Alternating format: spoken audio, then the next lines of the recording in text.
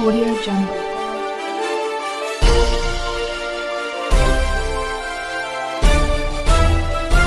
Audio Jungle.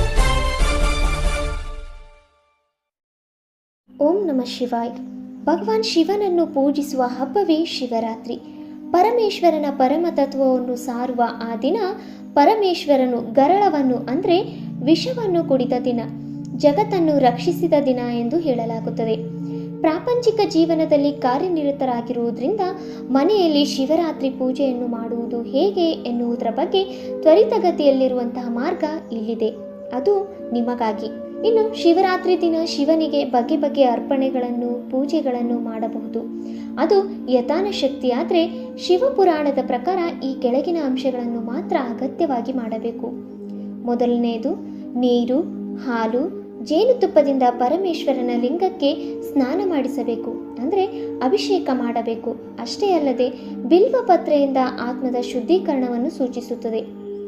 ಇನ್ನು ಎರಡನೇದಾಗಿ, ಲಿಂಗದ ಸ್ನಾನದ ಆಚರಣೆಯ ನಂತರ ಕುಂಕುಮವನ್ನು ಅನ್ವಯಿಸಬೇಕು.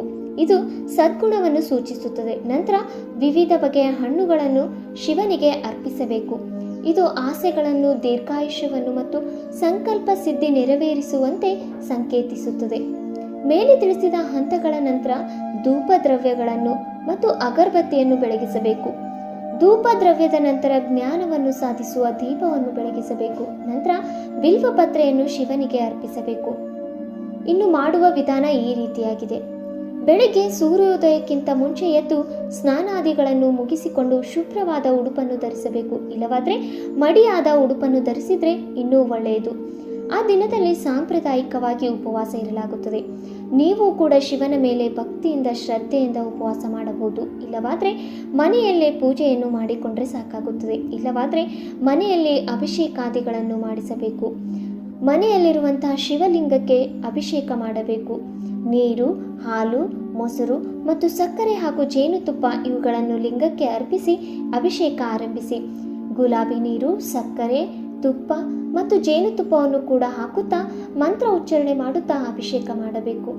ಇನ್ನು ಈ ಶಿವನ ಪೂಜೆಯನ್ನು 4 ಬಾರಿ ದಿನದಲ್ಲಿ ಆಚರಿಸಬೇಕು. ಆದ್ದರಿಂದ ಅವರಿಗೆ ಮೊದಲ ಪ್ರಹರದಲ್ಲಿ ನೀರಿನಿಂದ, 2ನೇ ಪ್ರಹರದಲ್ಲಿ ಮೊಸರಿನಿಂದ, 3ನೇ ಪ್ರಹರದಲ್ಲಿ ಜೇನುತುಪ್ಪ ಹಾಗೂ 4ನೇ ಪ್ರಹರದಲ್ಲಿ ತುಪ್ಪದಿಂದ ಅಭಿಷೇಕ ಮಾಡಬೇಕು. ಬಿಲ್ವಪತ್ರೆ, ದತ್ತೂರ ಮುಂತಾದ ಹೂಗಳು ಶಿವನಿಗೆ ಪ್ರಿಯವಾದವುಗಳು.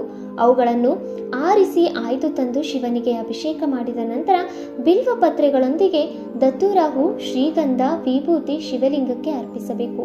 ಇವುಗಳ ನಂತರ ಮೊದಲೇ ನೀವು ದೀಪವನ್ನು ಬೆಳಗಿರ್ತೀರ.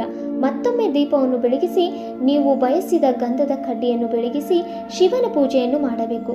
ಹೃದಯ ಶುದ್ಧವಾಗಿರಬೇಕು, ಉದ್ದೇಶಗಳು ನಿಜವಾಗಿರಬೇಕು. ಶಿವ ನಿಮ್ಮ ಎಲ್ಲ ಚಿಂತನೆಗಳನ್ನು ಹೋಗಲಾಡಿಸಿ ನಿಮ್ಮ ಅರ್ಪಣೆಗಳನ್ನು ಸ್ವೀಕರಿಸುವಂತೆ ಏಕಾಗ್ರತೆಯಿಂದ ಶಿವಪಂಚಾಕ್ಷರಿ ಮಂತ್ರವನ್ನು ಪಠಿಸಬೇಕು. ಸಾಧ್ಯವಾದರೆ ಶಿವಪಂಚಾಕ್ಷರಿ ಜಪವನ್ನು ಆ ದಿನವಿಡೀ ಪಠಿಸಬೇಕು. ಇದರಿಂದ ಉತ್ತಮವಾದಂಥ ಸದ್ಗತಿ ಪ್ರಾಪ್ತಿಯಾಗುತ್ತದೆ. ಅಷ್ಟೇ ಅಲ್ಲದೆ ಅದರ ನಂತರ ಆರತಿಯನ್ನು ಮಾಡಬೇಕು. ಶಿವಪಾರ್ವತಿಯರ ಚಿತ್ರಪಟಕ್ಕೆ ಅಥವಾ ವಿಗ್ರಹಕ್ಕೆ ಎದುರಾಗಿ ಆರತಿಯನ್ನು ಬೆಳಗಿಸಬೇಕು. ಚಿತ್ರಪಟದ ಎದುರು ಕೂತುಕೊಂಡು ಭಜಿಸಿ, ಪ್ರಾರ್ಥಿಸಿ, ಪೂಜಿಸಿ ಹಬ್ಬವನ್ನು ಸಂತೋಷದಿಂದ ಆಚರಿಸಬೇಕು. ಸಾಧ್ಯವಾದಲ್ಲಿ ದೇವಸ್ಥಾನಗಳಿಗೆ ಭೇಟಿ ನೀಡಿ ದೇವರ ದರ್ಶನವನ್ನು ಪಡೆದುಕೊಳ್ಳಬೇಕು. ಈ ವಿಡಿಯೋ ನಿಮಗೆ ಇಷ್ಟವಾಗಿದ್ದಲ್ಲಿ ಲೈಕ್ ಮಾಡಿ, ಶೇರ್ ಮಾಡಿ. ಧನ್ಯವಾದಗಳು.